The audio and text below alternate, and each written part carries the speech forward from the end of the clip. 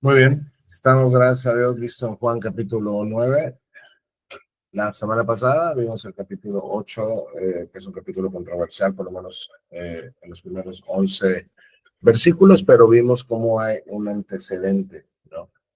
de lo que pasó con la mujer que fue sorprendida en el acto mismo del adulterio. Entonces vimos también toda la narrativa que continúa, donde Jesús está discutiendo con los judíos y una y otra vez él se denomina con el nombre Yo Soy, y este es el nombre que, como ya sabemos, Dios le dio a Moisés cuando se le apareció en la zarza, ¿ve? Ahí en Éxodo. Entonces hoy vamos al capítulo 9. Este es un capítulo importante, hay mucha narrativa, entonces vamos a tratar de ir rápido, solamente voy a estar enfatizando algunas cosas a lo largo del capítulo.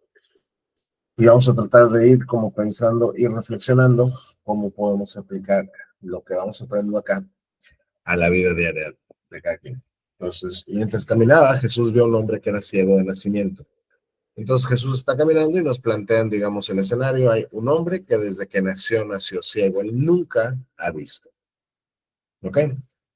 Rabí, y viene una pregunta para Jesús. ¿Por qué nació ciego este hombre? Le preguntaron sus discípulos.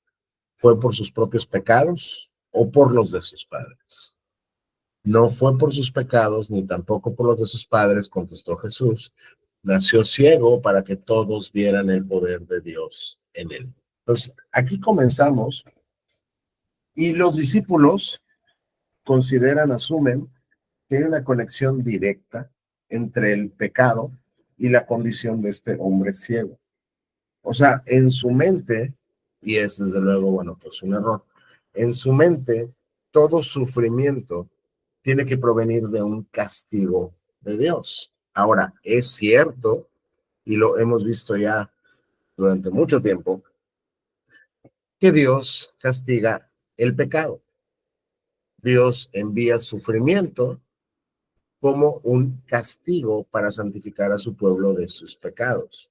Incluso el jueves, me parece, de que estábamos en Levítico, que terminamos con Levítico, vimos cómo Dios les enuncia las maldiciones pactuales que sobrevendrán sobre el pueblo por no cumplir el pacto cuando ya estén en la tierra prometida.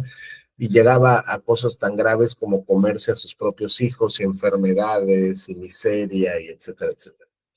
Entonces, vamos a partir de reconocer que Dios castiga el pecado por medio del sufrimiento, pero no todo sufrimiento es producto del pecado. Creer que todo sufrimiento es producto del pecado es un error. Por eso cuando los discípulos preguntan, a ver, si este hombre está ciego, ¿es porque él pecó, porque pecaron sus padres? Están equivocados. Y Jesús los corrige cuando dice, no fue por sus pecados, ni tampoco por los de sus padres. ¿Por qué fue entonces? Nació ciego para que todos vieran el poder de Dios en él. Dios, de manera providente y de manera soberana sobre el sufrimiento, gobierna todas las cosas según su propio propósito.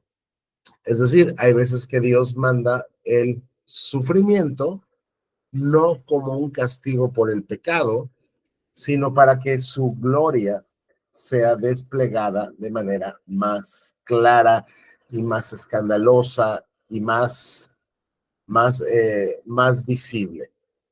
¿Ok?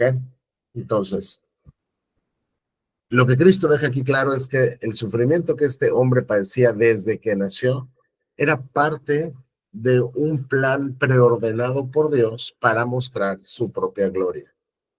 Entonces, esto resalta lo que vemos acá. Estos 3 versículos están muy cargados de contenido. Esto resalta que Dios soberanamente está gobernando incluso nuestras circunstancias más difíciles.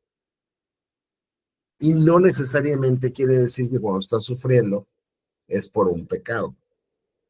Ahora, tú harás mucho muy bien en cuando estás sufriendo, primero preguntarte, ¿estoy pecando deliberadamente de alguna manera?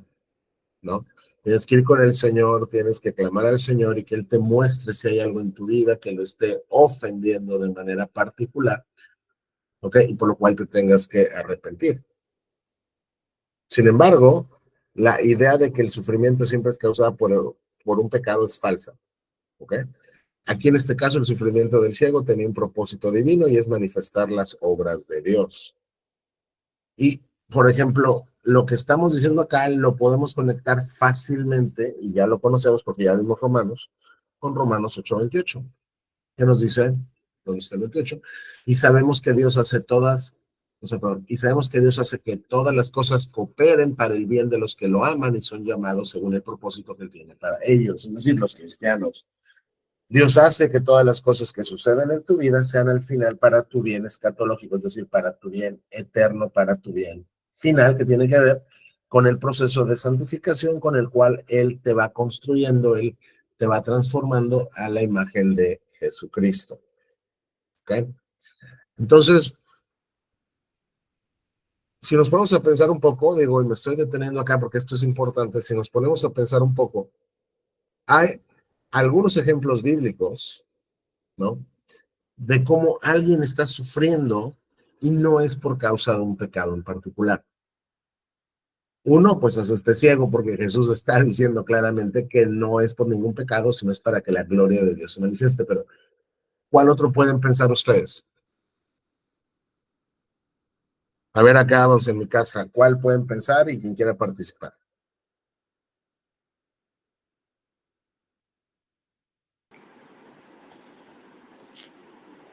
No escuchamos bien qué cosa. ¿Qué instancia bíblica o qué personaje bíblico o qué parte en la Biblia les recuerda que hay gente que está sufriendo y no, o sea, y no necesariamente porque ha pecado, sino es mucho, muy claro que están sufriendo y su nada tiene que ver con el pecado? Job. Job, exactamente, Job, digo, cuando lean Job, se van a dar cuenta que después de que acaben los 42 capítulos, queda muy claro que Job no está sufriendo por un pecado específico, sino como parte de un plan soberano de Dios para demostrar su poder y para afirmar el carácter de Job y para santificar a Job. ¿Cuál otro? ¿Quién más? Hay, hay otro personaje que nos dice claramente, yo estoy sufriendo de manera preventiva. Jonás. ¿Mande?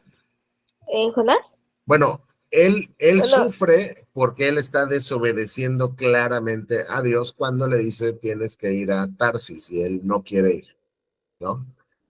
Pero hay un personaje del Nuevo Testamento que sufre y dice, yo estoy sufriendo y Dios me dijo que estoy sufriendo para que en el futuro no peque. Pero en este momento no hay un pecado en él. Pablo. Exactamente Pablo cuando dice, yo he recibido tantas revelaciones de Dios que Dios me dijo que para que yo en el futuro no me vuelva orgulloso, que eso es lo que no está pasando en la vida de Pablo en este momento, me manda un aguijón en la carne, ya sabemos lo que pasa, ¿no? Y dice, yo le pedí al Señor que me lo quite, pero él me ha dicho que su gracia es suficiente. O sea, Dios me mandó esto, dice Pablo, no por un pecado en particular, sino para que yo vea y descanse más y dependa más de la gracia de Dios. Entonces, por ejemplo, con estos 3 versículos nada más que llevamos ahorita, ¿qué podemos hacer? Bueno, podemos reflexionar cómo reaccionamos nosotros ante el sufrimiento. Es bueno, es bueno que cuando estás sufriendo digas, a ver, estoy pecando en algo.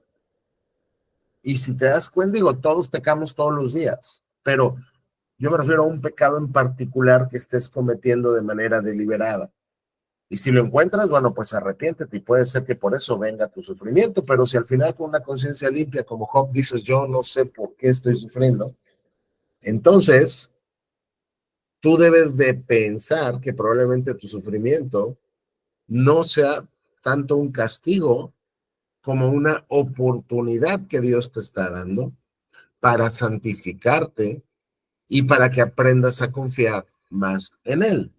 Y eso desde luego es bueno para nuestro fin último. Por eso Romanos 8:28 dice que a los que aman a Dios y a los que son llamados conforme a su propósito, todas las cosas van a estar cooperando para su bien, aunque aquí te estén causando sufrimiento. Y esto es importante porque aquí los discípulos están equivocados en lo que están asumiendo y el Señor les corrige. Entonces, es bueno que busquemos con estos 3 versículos cómo podemos glorificar a Dios en medio de sus pruebas. Hoy mandé por ahí al grupo una imagen de un texto, o sea, de una frase de Keller, no me acuerdo exactamente así palabra por palabra lo que decía, pero básicamente lo que él dice es cuando estás sufriendo, o sea, te puedes amargar o puedes glorificar a Dios por medio de tu sufrimiento. Entonces, para los que estamos pasando en pruebas y para los que no están pasando en pruebas en este momento, sepan que vendrá prueba, porque la vida cristiana es eso, pruebas. Si bien tal vez hoy estás tranquilo y no tienes pruebas a la vista, Dios está preparando tu próxima prueba. Y si en este momento estás en la prueba, debes de saber que eventualmente Dios te sacará de la prueba. Pero mientras estamos en la prueba, no las desperdiciemos, es decir, podemos glorificar a Dios. Podemos glorificar a Dios en medio de estas situaciones, incluso podemos confiar en los planes de Dios cuando no entendemos el por qué están pasando las cosas. Dios no nos manda, ya lo sabemos, Dios no nos manda a entender, Dios nos manda a confiar. Esto es importantísimo, Dios no nos manda a entender el por qué, Dios nos manda a confiar en la mano de Dios que está mandando esto a nuestra vida. Entonces, una vez que Cristo les corrige, ¿no?, este tema con el ciego, Cristo dice, debemos llevar a cabo cuanto antes las tareas que nos encargó el que nos envió. Pronto viene la noche cuando nadie puede trabajar, pero mientras estoy aquí en el mundo, yo soy la luz del mundo. Dice Cristo, yo estoy aquí porque tengo un trabajo que cumplir y tengo una misión que Dios me encargó, así que la tengo que hacer porque va a pasar el momento donde yo ya no voy a estar aquí. Pero mientras yo estoy aquí, yo soy la luz del mundo. Ya lo dijo en el capítulo 8, ¿se acuerdan? Que fue un gran revuelo con los judíos. Entonces, quiero que noten lo que Cristo está diciendo. Este es un hombre ciego. La persona ciega vive ¿en qué? En obscuridad y vive en tinieblas. Pero yo soy la luz del mundo. Cristo está diciendo aquí algo que anticipa lo que está a punto de hacer. ¿Tienen dudas hasta acá? No. No. Muy bien, entonces dice, luego escupió en el suelo, hizo con la saliva, bueno, pues como un lodo, y lo untó en los ojos del ciego. Le dijo, ve a lavarte en el estanque de Siloé. Siloé significa enviado. Entonces el hombre fue, se lavó y regresó viendo. Cristo ha sanado de muchas maneras, y si han leído todos los evangelios han visto que hay veces que solo toca, hay veces que solo dice, pero en este caso quiso escupir y formar lodo y ponérselo al ciego en los ojos.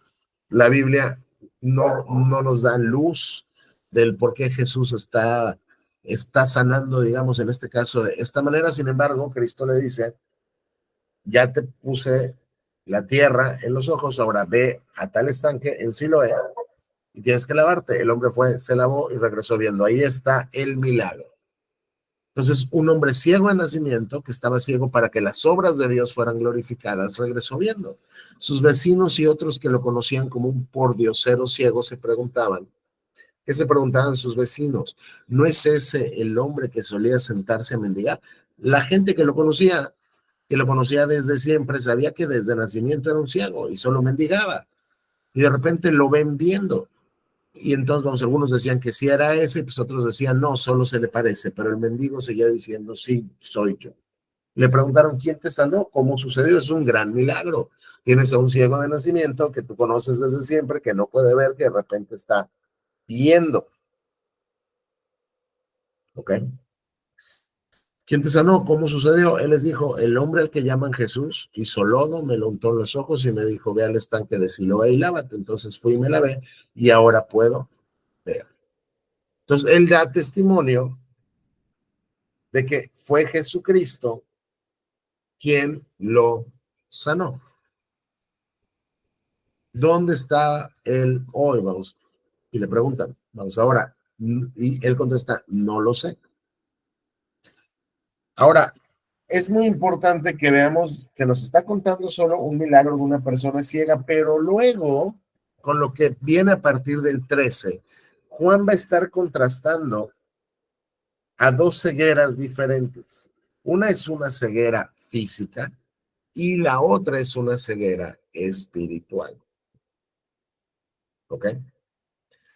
Entonces, es muy importante que cuando vean este pasaje de Juan 9, entiendan y entendamos que Juan está ilustrando que hay una incapacidad humana natural de percibir la verdad espiritual si Dios no interviene. Tú y yo somos como este ciego ahí que estaba sentado y mendigando, y no fue hasta que Jesús intervino en su vida, él que es la luz del mundo, que él recobra la vista.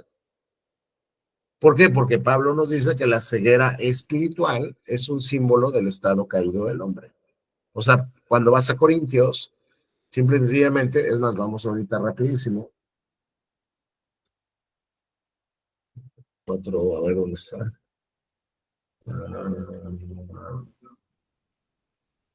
Aquí está.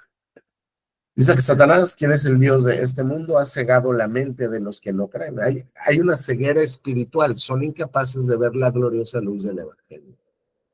Entonces, esta ceguera física del hombre se va a estar contrastando con la ceguera espiritual de los fariseos. Porque lo que vamos a ver a continuación es que Jesús no solo le restaura la vista física al ciego, sino que más adelante Jesús le da vista espiritual y este hombre le adora. Mientras que los fariseos, en cambio, van a permanecer incrédulos y van a permanecer ciegos porque no están creyendo en Jesucristo. Entonces, una vez que los vecinos y todo ven que este hombre ya se sanó, lo llevan ante los fariseos. ¿A quién llevan ante los fariseos? Entonces llevaron ante los fariseos al hombre que había sido ciego, porque era un día de descanso cuando Jesús hizo el lodo y lo sanó. Para variar, Jesús lo sanó en un sábado, que era el día de reposo. Ya antes en Juan le han reclamado los fariseos, ¿por qué estás sanando en sábado? Jesús ya les dijo, básicamente es lícito que yo sane en sábado, porque estoy trabajando en día de reposo, pero este tipo de trabajo es lícito porque yo veo que mi padre siempre trabaja incluso el día de reposo. Él está sustentando su creación el día de reposo. Si Dios dejara de sustentar su creación el día de reposo, todo se muere. Entonces Cristo dijo, mi padre siempre trabaja y yo trabajo. Entonces, otra vez están en día de descanso, los fariseos se van a poner fúricos. ¿Ok? Los fariseos interrogaron al hombre sobre todo lo que había sucedido y le respondió, otra vez él cuenta lo que Cristo hizo, vamos, él puso la tierra, vamos, el lodo sobre mis ojos y cuando me lavé pude ver. Es una síntesis del milagro que Jesús hizo. Algunos de los fariseos decían, este tal Jesús no viene de Dios porque trabaja en el día de descanso. Noten cómo los fariseos no han entendido que el sanar a un hombre, el hacer el bien en el día de descanso no es un pecado. No es como que Jesús está como carpintero construyendo mesas el día de descanso. Siempre que le recriminan algo es porque él está sanando a alguien, es porque está quitando el dolor de alguien, es porque está mostrando misericordia a alguien. Y él ya les explicó que el sanar el día de reposo no es un pecado, porque Dios está trabajando el día de reposo también. Pero su legalismo y su religiosidad es tal que los verdaderos ciegos, aquí y es lo que Juan está contrastando, son los fariseos. Están viendo a uno de los milagros que fueron profetizados en Isaías que haría el Mesías, de manera así textual, dice, él vendrá para abrir los ojos de los ciegos. Estaba profetizado. Estos fariseos lo están viendo cumplido delante de sus ojos, pero por su legalismo y su religiosidad no ven a la persona que tienen enfrente, que es Jesús. ¿Ok? Entonces, su conclusión es, como este hombre está trabajando el sábado, esto no puede venir de parte de Dios. Sin embargo, otros fariseos decían, pero ¿cómo puede un simple, o sea, si Jesús es un pecador, como ustedes dicen, ¿cómo puede un simple pecador hacer semejantes señales milagrosas? Así que había una profunda diferencia de opiniones entre ellos. Otra vez, Juan nos está mostrando que hay un grupo que le rechaza, pero hay un grupo que duda y hay un grupo que cree. Son las respuestas del ser humano a la persona de Jesucristo. Entonces decían, ¿cómo es posible que sea un pecador, como dicen ustedes, está haciendo estos milagros? No es común. ¿Ok? Esto nos muestra que las personas pueden ser religiosas, todo lo religiosas y todo lo legalistas que tú quieras, pero siguen siendo ciegos. Están ciegos a la luz del Evangelio. ¿Ok? Entonces aquí hay una diferencia, hay una discusión entre ellos. Luego los fariseos volvieron con el hombre ciego. ¿Sabes qué? Vamos a interrogar otra vez al hombre que había sido ciego. ¿Qué opinas del hombre que te sanó? A ver, ¿tú qué dices del hombre que te sanó? Y él contestó, creo que debe ser un profeta, contestó el hombre. Aún así, los líderes judíos se negaban a creer que el hombre había sido ciego y que ahora podía ver. Así que llamaron a sus padres y dijeron, no, esto no es posible. Yo no me la creo que él era ciego desde nacimiento. A ver, traigan a sus papás. Entonces llevaron a los papás ante la oficialidad religiosa judía y le preguntan, ¿es este su hijo? Les preguntaron, ¿es verdad que nació ciego? Si es cierto, ¿cómo es que ahora ve? A ver, primero díganme si es su hijo, díganme si nació ciego, y si realmente nació ciego, explíquenme cómo ve. Sus padres contestaron, sabemos que él es nuestro hijo y que nació ciego.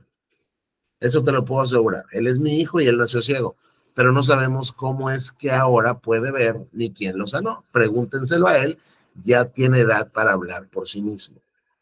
A mí no me pregunten, pregúntenselo a él. ¿Por qué? Porque los padres dijeron eso porque tenían miedo a los líderes judíos, quienes habían anunciado que cualquiera que dijera que Jesús era el Mesías sería expulsado de la sinagoga. Por eso dijeron, ya tiene edad suficiente, entonces pregúntenle a él. A nosotros no nos metas, el tema es con él, es mi hijo, es ciego, no sé cómo ve, no sé quién lo sanó, ya está grandecito, ve con él. ¿Por qué? Porque los padres no quisieron dar testimonio de Jesús, porque no querían ser expulsados de la sinagoga, tenían miedo de los fariseos. Entonces, por segunda vez llamaron al hombre que había sido ciego y le dijeron, Dios debería recibir la gloria por lo que ha pasado. Sabemos que ese hombre Jesús es un pecador. Entonces, básicamente, van otra vez en el segundo round con el ex ciego y le dicen, a ver, mira, si alguien debería recibir gloria por esto es Dios.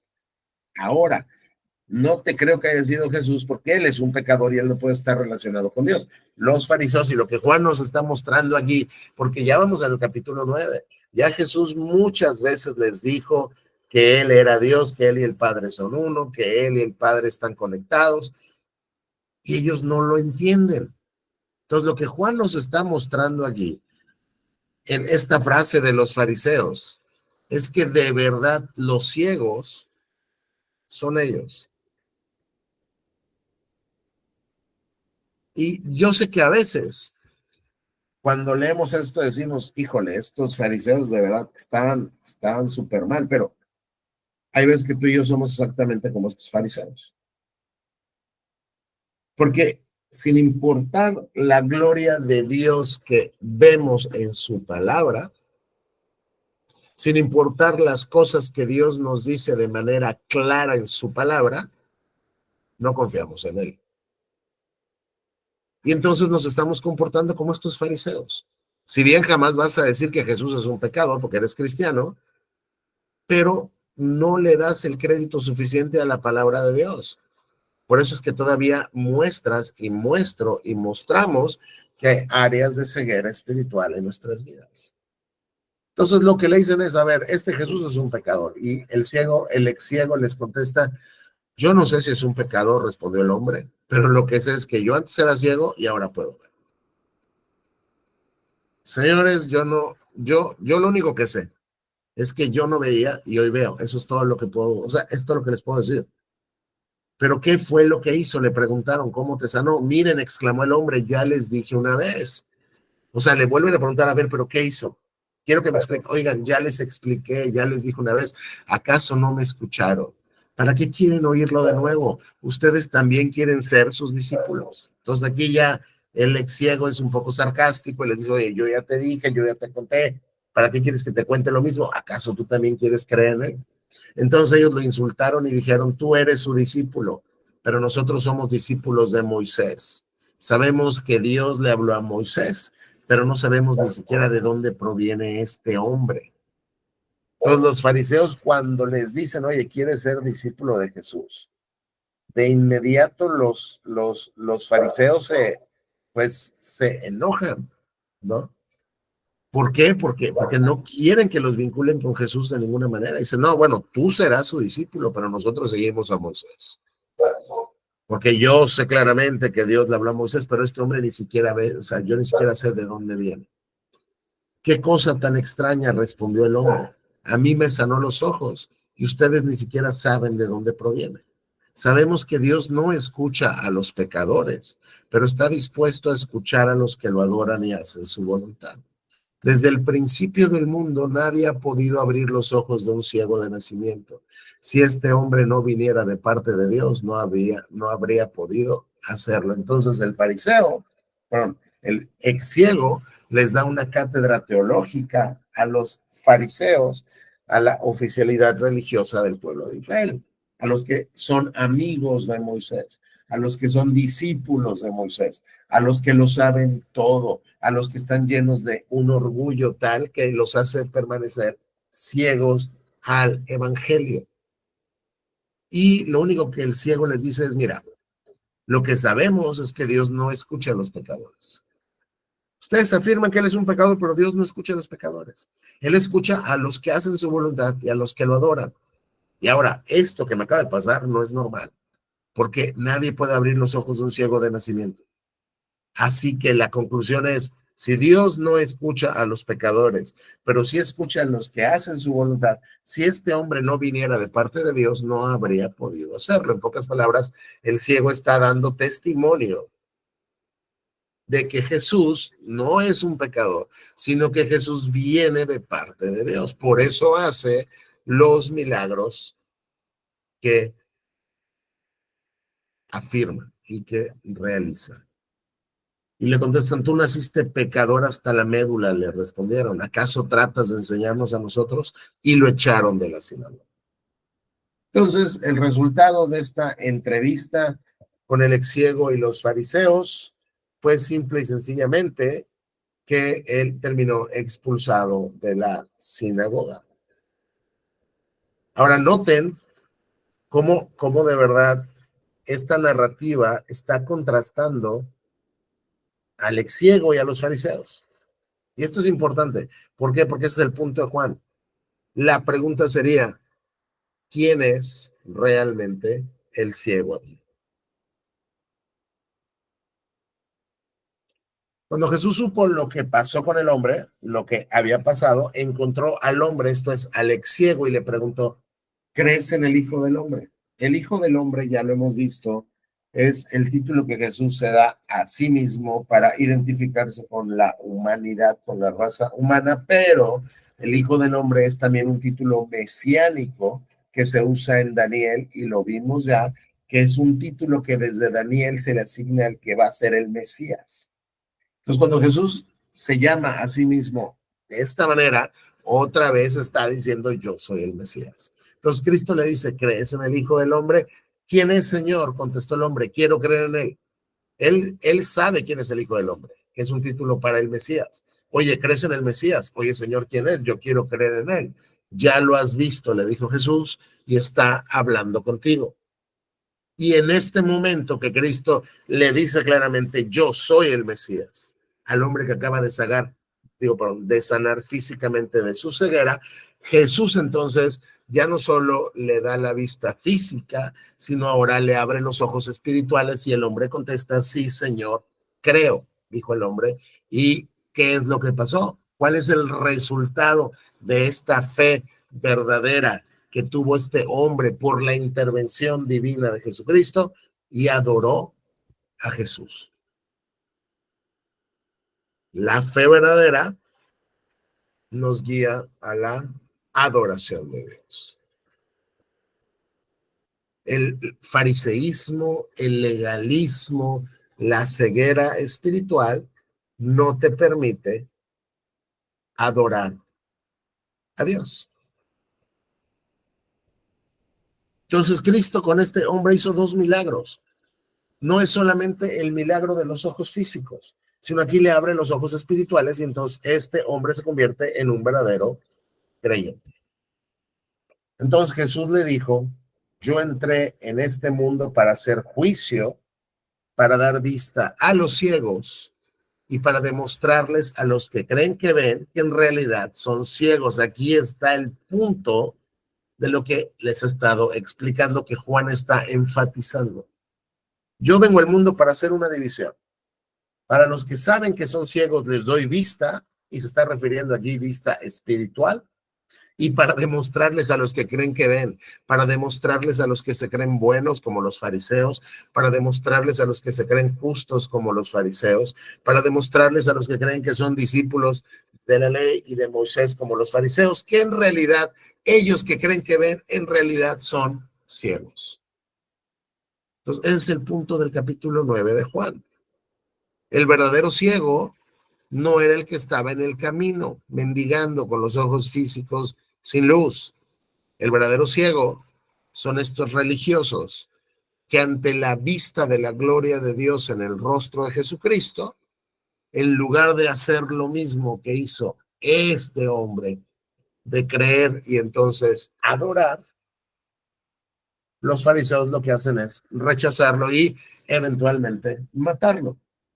Entonces Cristo básicamente dice, yo vine para que los que son ciegos, los que entienden su ceguera espiritual reciban vista y los que creen que ven sean juzgados con más ceguera.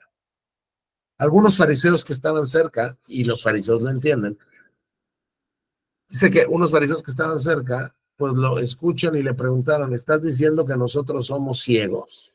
O sea, ¿acaso te estás refiriendo a nosotros? Ellos entienden lo que Jesús está diciendo.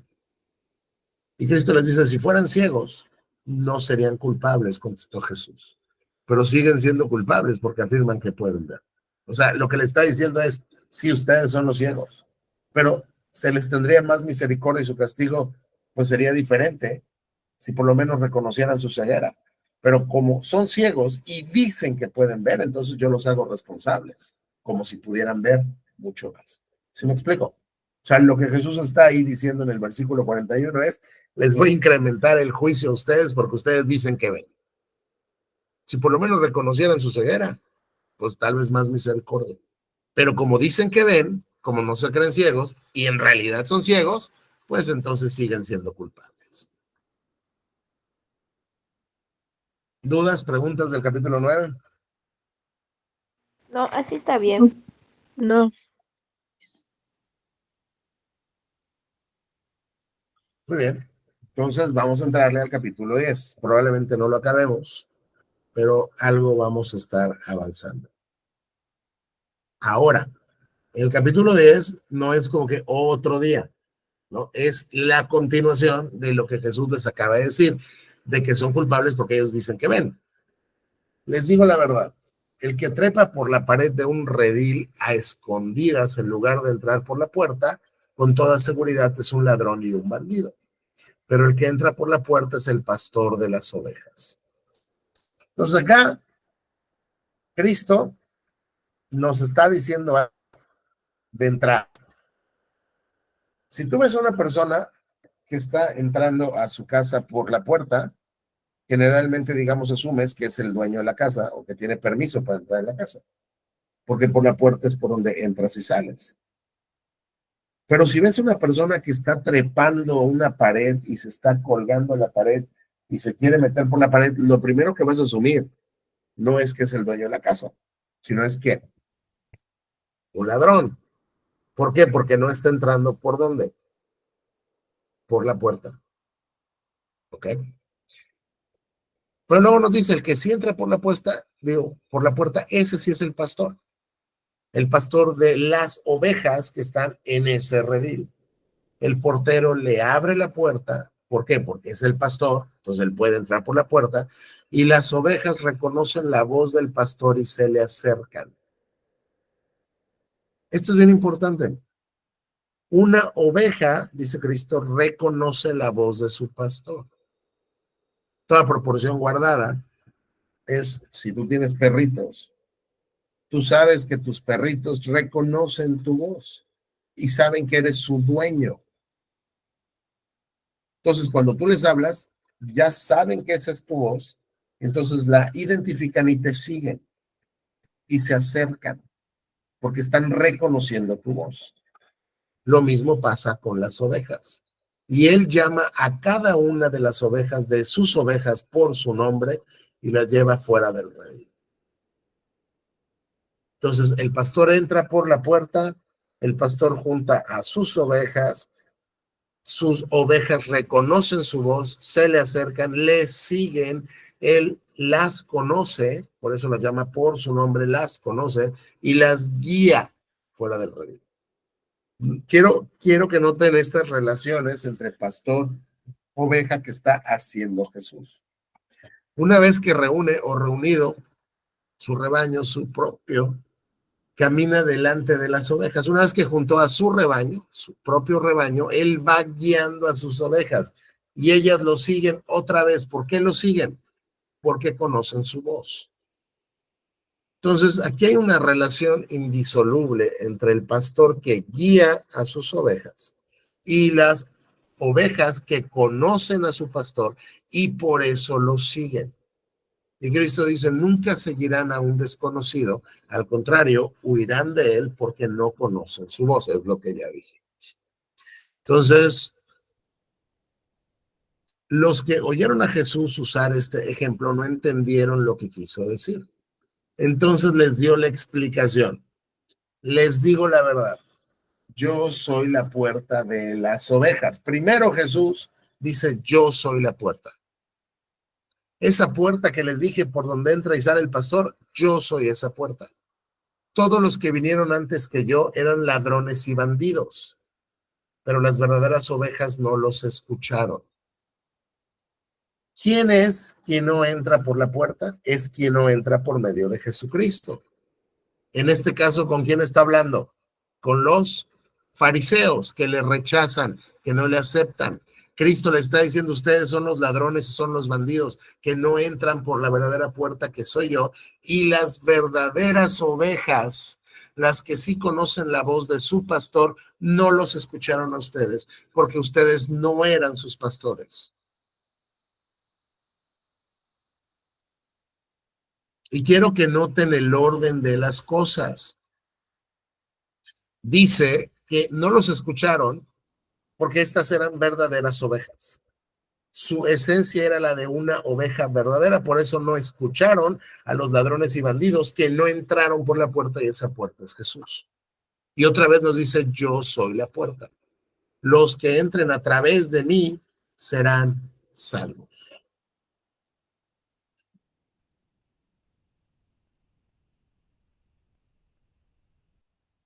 ¿Qué piensan?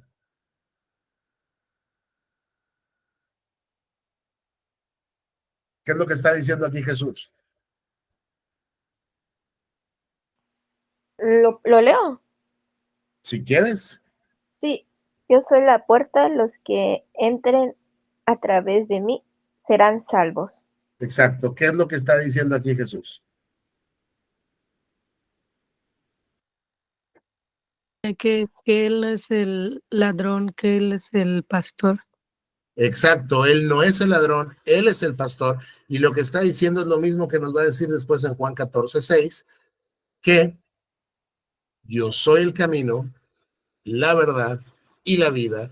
Nadie puede ir al Padre si no es por medio de mí. Es decir, la salvación, la justificación delante de Dios, el perdón de pecados ante Dios, la propiciación de la ira de Dios, no se logra si no es a través y por medio de mí. Entonces, el primer exclusivista de la historia fue Jesucristo. Hoy el mundo es bien tolerante, entre comillas, y el mundo pues dice, no, es que hay muchos caminos y hay que respetar todas las verdades. Para empezar, la verdad es una y la verdad no es un concepto filosófico, la verdad es una persona y Cristo dijo que Él es la verdad.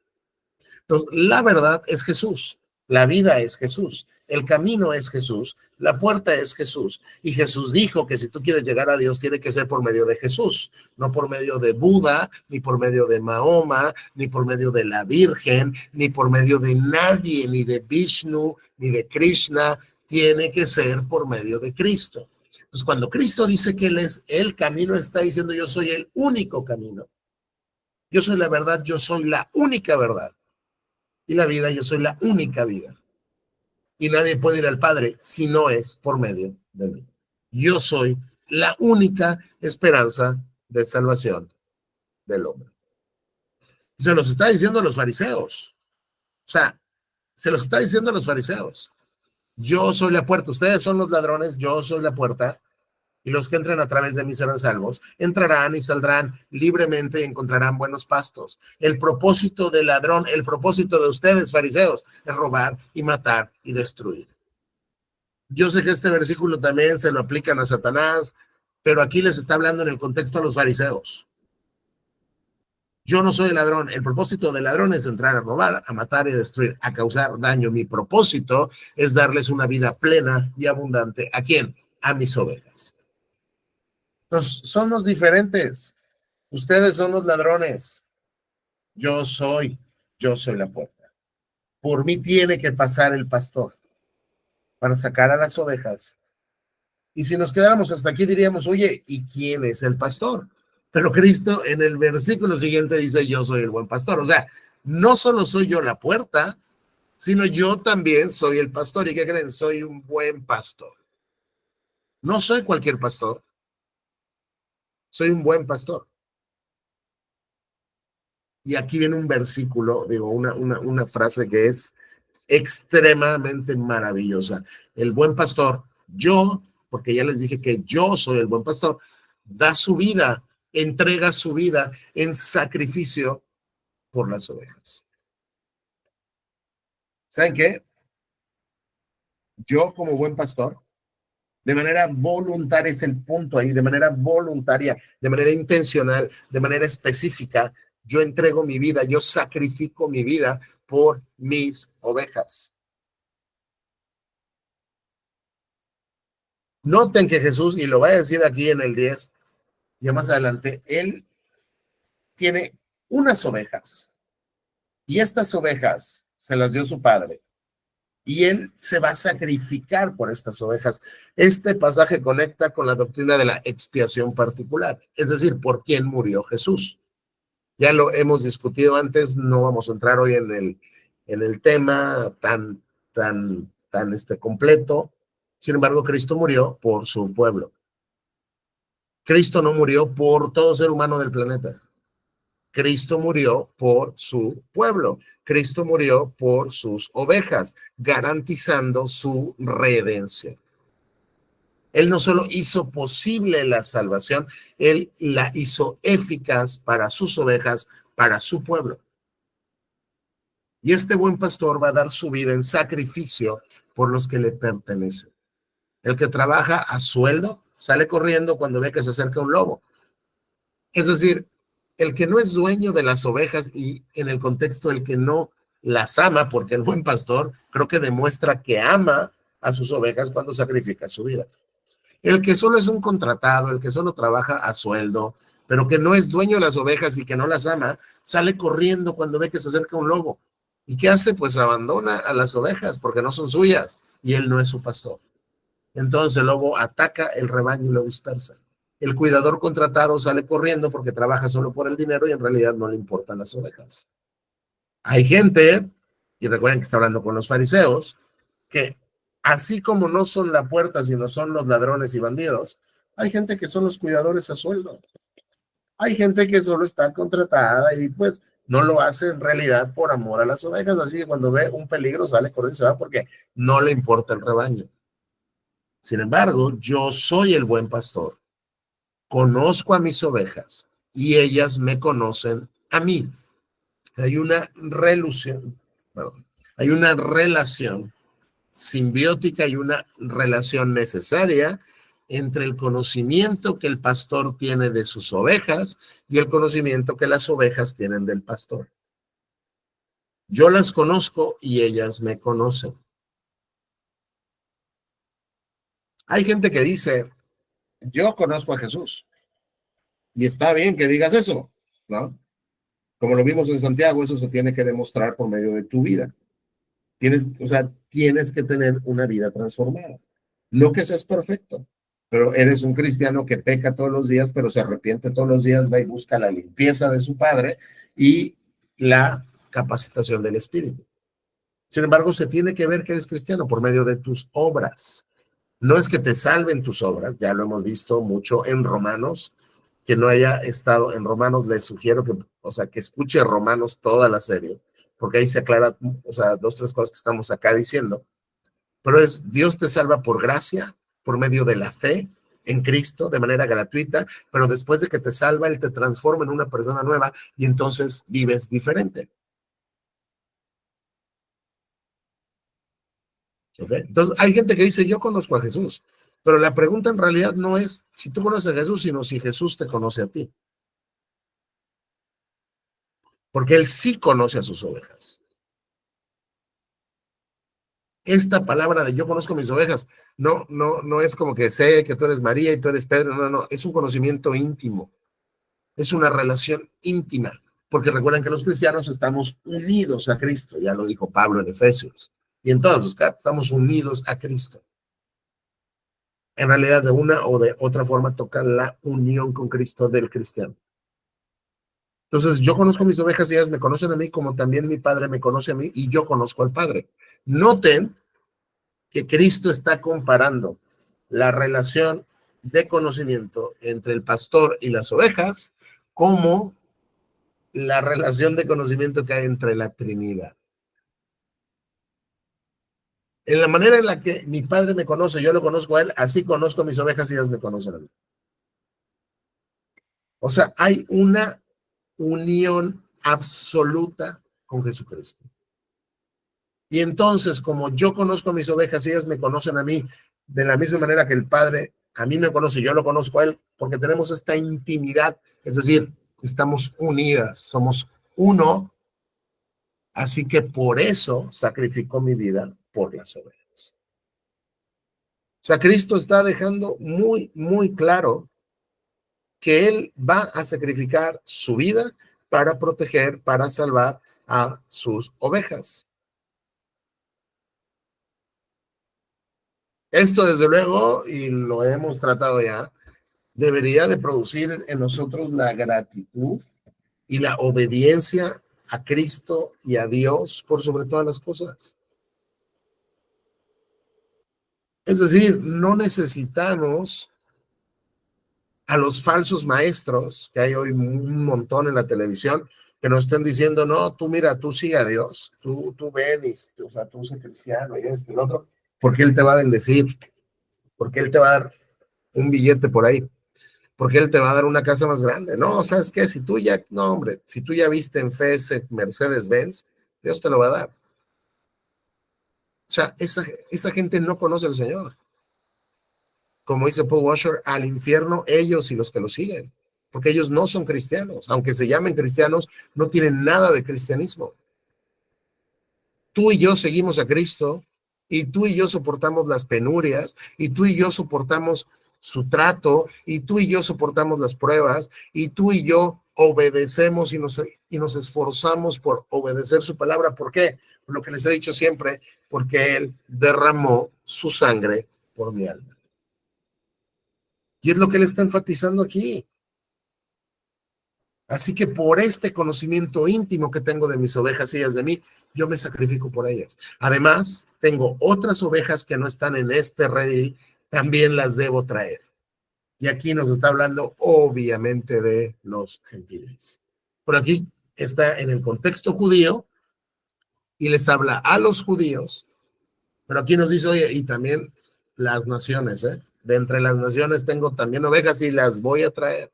Y ellas escucharán mi voz, y habrá un solo rebaño con un solo pastor. Noten que Jesús dice que tiene otras ovejas que no están en este redil, y también las va a traer. Noten que esto sucederá hasta después de que Jesús muera, resucite, comisione a los a los apóstoles, venga Hechos 2, el Espíritu Santo, Pentecostés, el Evangelio comience a correr, pero antes de que todo esto suceda, Él ya dice, tengo otras ovejas. Hay personas que aún no han creído en el Evangelio, pero como ya lo vimos en Romanos, están señaladas para salvación, y estas personas escucharán el Evangelio y por la intervención de Dios en la regeneración que vimos en Efesios, van a creer. Dios en su momento les va a dar a sus ovejas la fe y el arrepentimiento para creer. Así que tengo otras ovejas que no están aquí todavía, no se preocupen, también las voy a traer. Y ellas van a escuchar mi voz. Futuro, Tengo presente, tengo otras ovejas presente, escucharán mi voz futuro. Las que escucharán su voz son las que ya son sus ovejas. No dice, tendré otras ovejas en el futuro. O sea, como que se van a convertir en mis ovejas cuando escuchen mi voz. No, es muy importante por eso en la serie de cómo interpretar, que fue como de cuatro videos, vimos que aún los tiempos verbales importan. Dios inspiró su palabra respetando las reglas de sintaxis, gramaticales, etcétera. Entonces, cuando Cristo dice, yo tengo otras ovejas que no están en este redil, es tiempo presente. Y ellas escucharán mi voz tiempo futuro, pero ya son mis ovejas. Y esa es la condición que permitirá que ellas en el futuro escuchen mi voz y tendrá que haber un solo rebaño con un solo pastor. El Padre me ama porque sacrifico mi vida para poder tomarla de nuevo. Nadie puede quitarme la vida, sino que yo la entrego voluntariamente en sacrificio, pues tengo la autoridad para entregarla cuando quiera y también para volver a tomarla. Esto es lo que ordenó mi Padre. Es decir, Dios ama lo que estoy haciendo acá.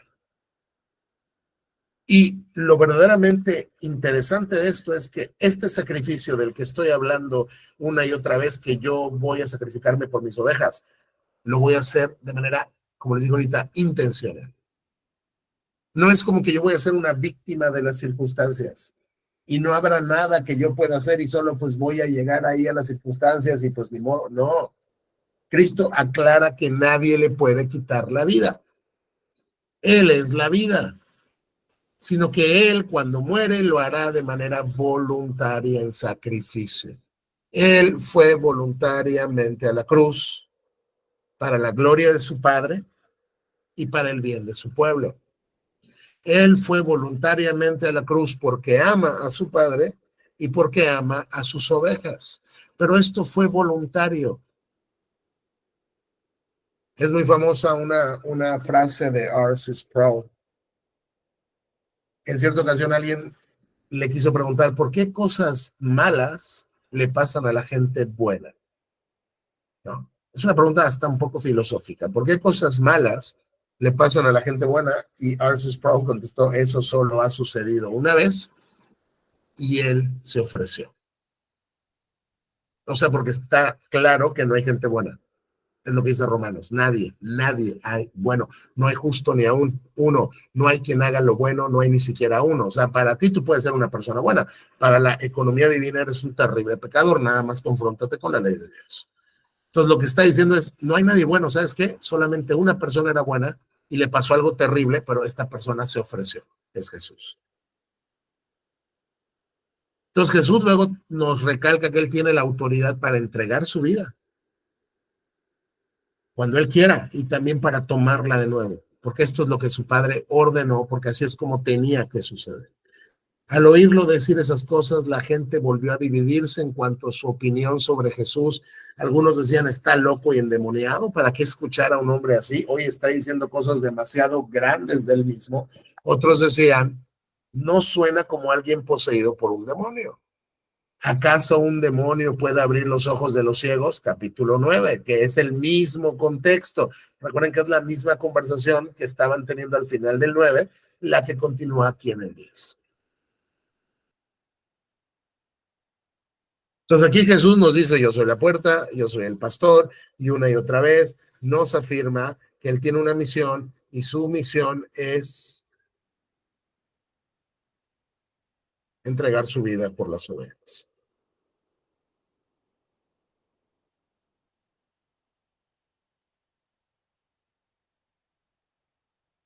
¿Tienen dudas o preguntas? No. Más voy a ahondar un poquitito más acá, porque esto es muy importante.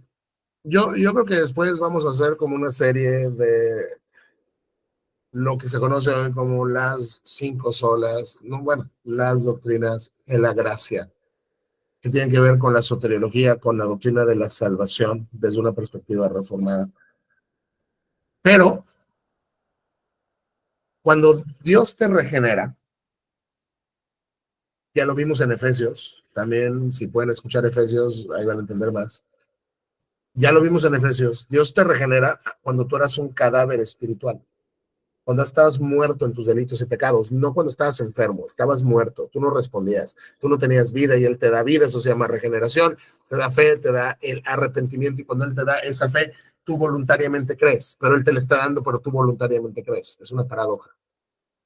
Sin embargo, esa gracia que Él te da no la puedes resistir, no la quieres resistir, pero no la puedes resistir.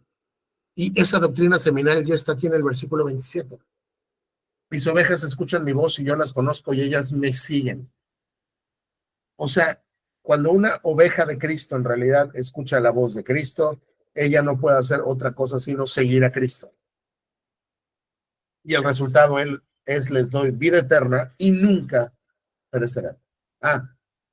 Creo que ya me adelanté. Déjenme 22, ahorita ya voy rapidísimo. Ya era invierno y Jesús estaba en Jerusalén en el tiempo del Hanukkah, el festival de la dedicación. Se encontraba en el templo, aquí ya cambió, digamos, el escenario. Se encontraba en el templo caminando por la parte conocida como el Pórtico de Salomón. Algunas personas lo rodearon y le preguntaron, ¿hasta cuándo nos tendrás en suspenso? Si tú eres el Mesías, dínoslo sin rodeos. Recuerden que hay gente que está discutiendo eso, no es. Ya hay personas, digo, y ya lo dijo abiertamente, pero no lo entienden. Entonces van y lo interpelan y le dicen, oye, ya no nos tengas así como en este suspenso. Si eres el Mesías, dínoslo ya de manera clara. Jesús les contestó, yo ya les dije y ustedes no me creen. No es problema intelectual. No es problema que no tengan la suficiente información. Es un problema moral. Es un problema que ustedes no me quieren creer. Ese es el problema del ser humano. Es el problema de los ateos y de los agnósticos. No es que no haya suficientes evidencias filosóficas, científicas, etcétera, para creer en Dios. Es que tienen un problema moral que aman tanto su pecado que no quieren creer en él porque no quieren una persona que les diga cómo deben de vivir. ¿Ok? La prueba es la obra que hago en nombre de mi Padre. Ya les mostré las pruebas de lo que yo hago, ya les mostré los milagros, los hago en nombre de Dios y ahí está, ya lo han visto, ya les dije, pero ustedes no me creen porque no son mis ovejas. Noten por favor otra vez el orden en el que aparece esto. Cristo no les está diciendo ustedes no son ovejas porque no creen. O sea, como no me creen, entonces yo no las considero como mis ovejas. Cristo les está diciendo, ustedes no me creen porque no son mis ovejas.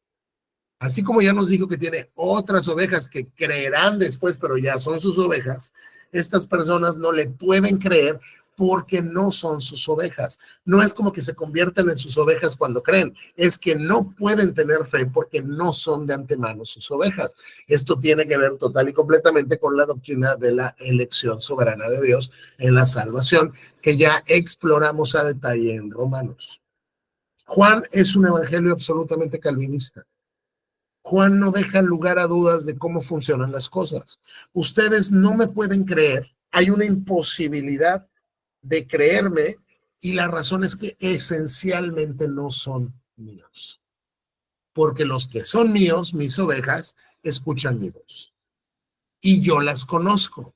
Y es lo que les decía ahorita. Y ellas me siguen. Cuando alguien es mi oveja y escucha mi voz, el resultado necesario es seguirme. No puede no seguirme. Si no me sigue es porque no es mi oveja. Pero si tú eres oveja de Cristo y tú escuchas su voz, tú le vas a seguir. Y el resultado es, les doy vida eterna y nunca perecerán.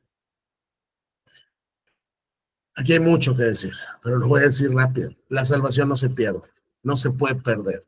Hay denominaciones cristianas que piensan, que creen, que malinterpretan la Biblia, que la salvación se pierde. Si tú sistematizas la doctrina de la salvación por medio de las Escrituras, queda claro que la salvación no se puede perder, porque la vida eterna es eterna. Y Cristo aparte repite, nunca perecerán. Si alguien pertenece a mis ovejas y me sigue, nunca perecerán. Y para que te quede más claro, dice, nadie puede quitármelas. Nadie puede quitarme a mis ovejas porque mi Padre me las ha dado y Él es más poderoso que todos. Esto de me las ha dado es lo que ya hemos visto. Dios escogió un grupo de pecadores desde antes de la eternidad para salvar y a los demás los pasó por alto. Y al grupo de gente que Dios eligió para salvación son a las ovejas, son al pueblo que le entregó a Cristo, que en el tiempo indicado por Dios van a creer. Entonces, ¿saben qué?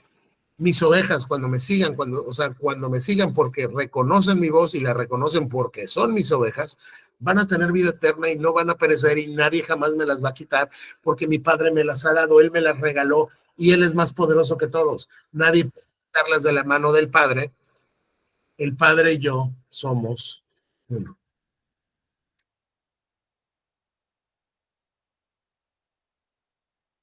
No hay manera que si tú eres cristiano te puedas perder. No hay forma. No hay manera, no se puede. ¿Por qué? Porque estás seguro en las manos de Dios y estás seguro en las manos de Cristo. Cristo te dice, nadie te puede arrebatar de mi mano, nadie le puede arrebatar ni una sola de mis ovejas a mi Padre, porque Él es Padre, o sea, Él es más poderoso que todos, nadie se las puede quitar y Él y yo somos uno, Él y yo somos lo mismo. Vamos a acabar ya rapidísimo. Él y yo somos lo mismo. Entonces, esto nos da seguridad eterna. Nadie puede arrebatar a las ovejas de las manos de Cristo. Esto asegura, esto garantiza la perseverancia de los santos. Es la doctrina que encontramos en Filipenses 1. Pablo dice en Filipenses, estoy seguro de que Dios, quien comenzó la buena obra en ustedes, la continuará hasta que quede completamente terminada el día que Cristo Jesús vuelva. Es decir, la obra que Dios empieza en un cristiano, la tiene que terminar a fuerza. O sea, va a quedar completamente terminada en el día que veas a Jesús. O sea, sí o sí la obra que Dios comenzó en un cristiano la va a acabar, la va a terminar, no se va a quedar a medias. Los santos van a perseverar. Los cristianos no serán arrebatados de la mano de Cristo. Esto, desde luego, nos da confianza para estar seguros de nuestra salvación, para no dudar nunca de nuestra salvación. ¿Por qué? Porque Cristo dice, nadie los arrebatará donde me quedé. Nadie los arrebatará de mi mano. Entonces, cuando Cristo les dice todo esto, una vez más las personas tomaron piedras para matarlo. Jesús dijo, bajo la dirección de mi Padre he realizado muchas buenas acciones, ¿por cuál de todas ellas me van a apedrear?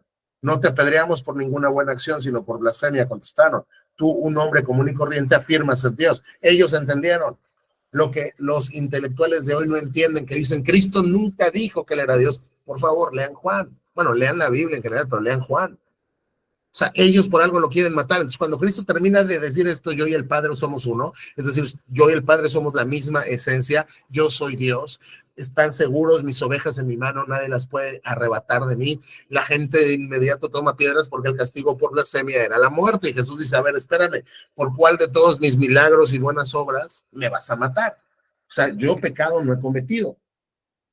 Dice, no es por ninguna buena obra, sino por la blasfemia. Contestaron, ¿cuál es la blasfemia? En su mente ciega, tú, un hombre común y corriente, afirmas ser Dios. Es que tú te haces uno con Dios. Aquí el problema es que no es blasfemia, porque Jesús verdaderamente es Dios. Jesús respondió en sus propias escrituras, está registrado que Dios les dijo a ciertos, bueno, a los líderes del pueblo, yo digo que ustedes son dioses con D minúscula, y ustedes bien saben que las escrituras no se pueden modificar, así que si a las personas que recibieron el mensaje de Dios se les llamó dioses, ¿por qué ustedes me acusan de blasfemar cuando digo soy el Hijo de Dios? Después de todo, el Padre me separó y me envió al mundo. No me crean a menos que lleve a cabo las obras de mi Padre, pero si hago su trabajo, entonces crean en las obras milagrosas que hago, aunque no me crean a mí, entonces sabrán y entenderán que el Padre está en mí y yo estoy en el Padre. Básicamente, Cristo les dice, a ver, en las Escrituras, en el Antiguo Testamento, hay veces que Dios se refiere a ciertos líderes del pueblo como hijos de Dios, pero Dios con D minúscula, pues. O sea, no es como que son dioses como Dios, ¿ok? Y si las escrituras dicen eso, ¿por qué se escandalizan cuando yo soy hijo de Dios con mayúscula? Porque yo sí soy Dios. O sea, si los pequeños oficiales a veces se les llamó hijos de Dios de esa manera, ¿por qué se escandalizan cuando lo digo yo? Después de todo, el Padre a mí me santificó, me separó, me apartó y me envió al mundo. Él me mandó al mundo con el propósito de hacer lo que hago. Ahora, crean los milagros que llevo a cabo en el nombre de mi Padre, porque estoy haciendo su trabajo. Y los milagros que Dios me hace que yo haga son para validar mi mensaje. Así que créanle, digo, si no me van a creer a mí, por lo menos créanle a mis milagros. Y entonces, cuando vean el tipo de milagros que yo hago, sabrán, entenderán que el Padre está en mí, yo estoy en el Padre otra vez. Sabrán, entenderán que yo soy Dios. Cristo nunca cambia su discurso. Están a punto de tirarle piedras y no es como que dice, oye, no, va a ver, creo que me entendieron mal. No, no, no. Él remata diciendo lo mismo. Al final, cuando crean en los milagros que yo hago y se den cuenta que esos milagros solo los puede hacer alguien que venga de Dios y entiendas que yo y el Padre somos uno, y yo estoy en el Padre y el Padre está en mí, o sea, Él y yo somos uno, somos lo mismo, entonces van a entender que yo soy Dios. Una vez más trataron de arrestarlo, pero él se escapó y los dejó. Lo quisieron arrestar, él se fue, los dejó solos. Se fue, vamos al otro lado del río Jordán, cerca del lugar donde Juan bautizaba al principio y se quedó un tiempo allí. Y muchos lo siguieron. Juan no hacía señales milagrosas, se comentaban unos a otros. Pero todo lo que dijo acerca de este hombre resultó ser cierto. Y muchos de los que estaban allí creyeron en Jesús. Y entonces, pues, vamos, algunos empiezan a rememorar. Recuerden que en Juan, el primero que da testimonio de Jesús es Juan el Bautista, que dijo, él es el Cordero de Dios que quita el pecado del mundo y lo señala como el Mesías. Entonces hay gente que dice, bueno, mira, Juan jamás hizo milagros como él, pero la verdad, todo lo que está diciendo acerca de él es cierto, de Jesús. Y entonces hay gente que, otra vez el contraste, mientras hay gente que le quiere apedrear y le quiere matar, hay gente que está creyendo en Jesús. Y la próxima semana vamos a entrar al capítulo tan interesante también, si el Señor lo dispone y lo permite, de la resurrección de Lázaro. Entonces, hasta acá, ¿tienen alguna pregunta, duda, comentario, inquietud? No, gracias. No, así está bien. Perfecto. Bueno, entonces vamos a terminar. Le voy a pedir, por favor, a Sonia si nos apoya. Nada más denme un momento. Siempre primero termino con la grabación. Si no hay preguntas. Un momentito.